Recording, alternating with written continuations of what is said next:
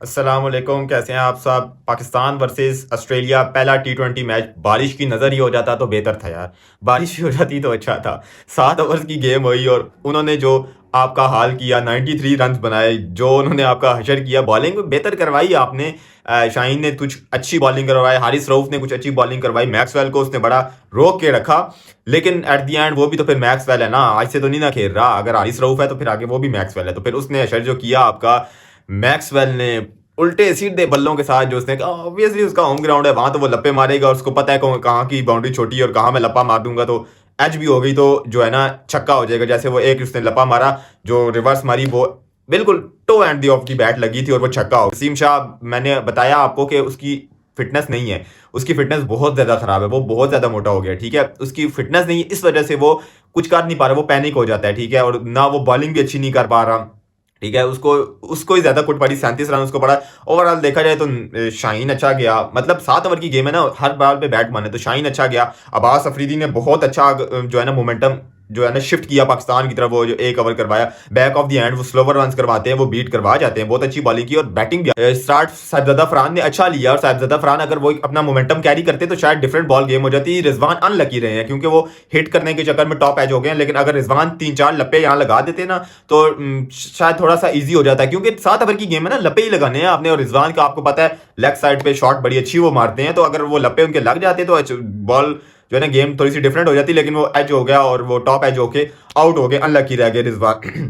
साहिबजादा फरहान भी थोड़ा सा पेस पे, थोड़ा सा वो बाउंसर पे थोड़ा सा स्ट्रगल करते हैं। पीएसएल भी आप उनका देखें, लेकिन बहरहाल साहिबजादा फरहान ने थोड़ा सा इंटेंट दिखाया। उस टाइम बाबर आजम ने भी आके शॉट मारी, और बाबर आजम के साथ अनलकी इस तरह रहे कि बाबर आजम ने जिस तरफ मारी ना, वो जो बाउंड्री थी ना, लेंथ थी, वो बहुत बड़ी थी। हालांकि बहुत लंबी शॉट मारी है बाबर आजम, बहुत परफेक्ट और बहुत लंबी। मैंने कहा ये छक्का हो गया, जब बॉल आस्ता सा नीचे ही है तो कैच हो गया भाई बाबर आजम का। तो बाबर आजम ने जगह गलत चूज कर ली थी। ठीक है, शॉट बड़ी परफेक्ट मारी थी और वो दुनिया के हर ग्राउंड में ये छक्का था, लेकिन वो अनलकी रह गए कि जो जिस जगह पे मारी वो लेंथ बहुत बड़ी थी बाउंड्री की। ठीक है, उसके बाद आपका जो उस्मान खान है, स्पेस पे तो वो बहुत ज्यादा जो है ना नहीं खेल पाते। मुझे वर्ल्ड कप 24 में इंडिया वाला मैच याद है, वो बुमराह पे किस तरह नाच रहे थे, तो स्पिन को अच्छा खेल जाते हैं लेकिन पेस पे नहीं टिक पाते हैं।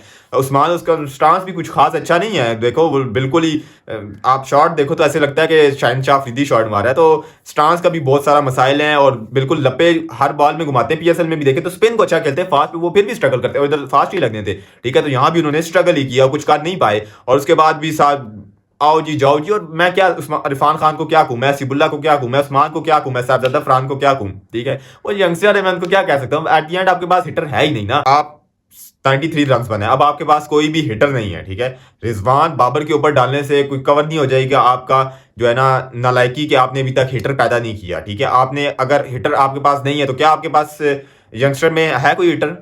कोई हिटर है आपके पास? आपके पास कोई है कोई ऐसा प्लेयर जो मैक्सवेल टाइप का, स्टोनस टाइप का, कोई एक्सपीरियंस प्लेयर? आपने फखर जमान को बाहर कर दिया। ठीक है, यहाँ साइम अयूब, एक बैद भाई तो साइम अयूब का नाम लेते हैं। ब्रदर साइम अयूब जो है ना, उसने अच्छे खासे मैचेस खेले हुए हैं, टी20 की बात करो तो वो कुछ कर नहीं पाया। वो साइम अयूब इधर कुछ भी नहीं कर सकता था ब्रदर, बहुत बड़ा ग्राउंड था।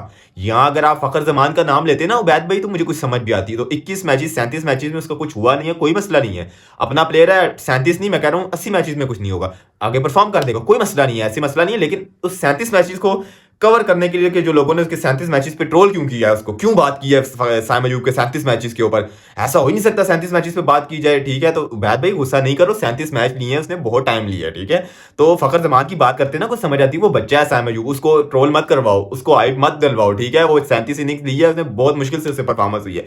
ठीक है, उसको ट्रोल फजूल में मत ना करवाओ, ऐसे अवाम जो है ना आपकी पोस्ट से फिर उसके अगेंस्ट हो जाएगी। तो उसको इतना ज्यादा बड़ा बैट्समैन ना बनाओ, उसको बाबर आजम ना बनाओ, वो साइम अयूब ही ठीक है। ठीक है, उसको इधर तक ना लेके जाओ, छोटा है अभी, अभी बच्चा है, अभी उसका कैरियर भी स्टार्ट नहीं हुआ, उसको भी इधर तक ही रहने दो उबैद भाई, इधर तक नहीं लेके जाओ। ठीक है, उनके साइम अयूब ने इतने लप्पे नहीं मारे, उनके मैक्सवेल और स्टोनस ने मारे हैं जो पिछले 10 साल से खेल रहे हैं। तो आपका यंगस्टर 1-2 मैचेस में डिलीवर कर सकते हैं, जो रिस्पॉन्सिबिलिटी होती है वो आपके सीनियर प्लेयर्स होते हैं। और आप अपनी ये बदकिस्मती कहें या खुशकिस्मती कहें कि आपके बाबर रिजवान हिटर नहीं है। बाबर की तो फिर समझ आती है, रिजवान हिटर है, वो कोशिश नहीं करता है। ठीक है, या चले दोनों हिटर नहीं है, दोनों मैं मान लेता हूँ, आपकी खुशकिस्मती है या बदकिस्मती है कि वो दोनों हिटर नहीं है। ठीक है, आपने फखर जमान को जरूर इंक्लूड करना। ठीक है, मैं मानूंगा कि परफॉर्मेंस नहीं है, मैंने भी शायद ट्रोल किया हो पीछे फखर को टी20 में, लेकिन फखर को आपको टी20 के अंदर ऐड करना है। दुनिया की क्रिकेट बहुत आगे की तरफ जाती जा रही है, आप थोड़ा सी झलक देखिए आपने।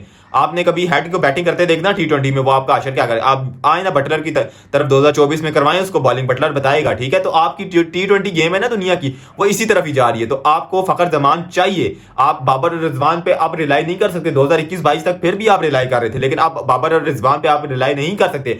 आपको मतलब तेज खेलने वाले साम अयूब चाहिए, आपको तेज खेलने वाला फरहान चाहिए, आपको तेज खेलने वाला फखर जमान चाहिए, ठीक है। आपको इन प्लेयर्स की तरफ जाना है और इन प्लेयर्स के ऊपर रिलाई करना है, इन प्लेयर्स को जो है ना बैक करना है। टिम डेविड को अभी तक बैक कर रहे हैं ना। टिम डेविड को क्यों बैक कर रहे हैं? वो एज अ हिटर भी बैक कर रहे हैं, क्योंकि अगर वो ज्यादा मैचेस में परफॉर्म नहीं करता, लेकिन किसी में करता है, ठीक है, किसी में करता जरूर है। लेकिन आपके जो हिटर्स हैं, कितने को मैचेस उन्होंने जितवाए? टिम डेविड की तरफ आए, ठीक है, लिविंगस्टन की तरफ आए, जो रेयरली परफॉर्म करते हैं, लेकिन परफॉर्म करते हैं तो गेम साइड करते हैं। तो आपके पास ऐसा गेम साइड करने वाला कौन सा है? फखर जमान है ना, कम परफॉर्म करेगा लेकिन गेम साइड कर देगा।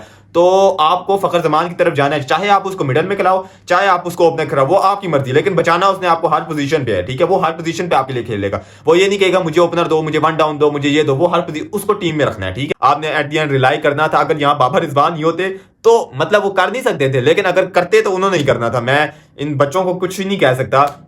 तो आपने शुक्र है 36 वाला रिकॉर्ड बच गया है। तो आपके पास कुछ है नहीं, तो चलें नेक्स्ट मैच में देखते हैं आपके पास आपके साथ क्या होता है। पूरे मैच होंगे तो पूरे 20 ओवर होंगे तो कहीं आप स्ट्रगल मतलब रन कर पाओगे, वरना 7 ओवर की गेम्स में आपसे कुछ होगा नहीं। खैर फी अमान अल्लाह, अगले मैच में मिलते हैं और दुआ करेंगे बारिश हो जाए 7 ओवर की गेम से।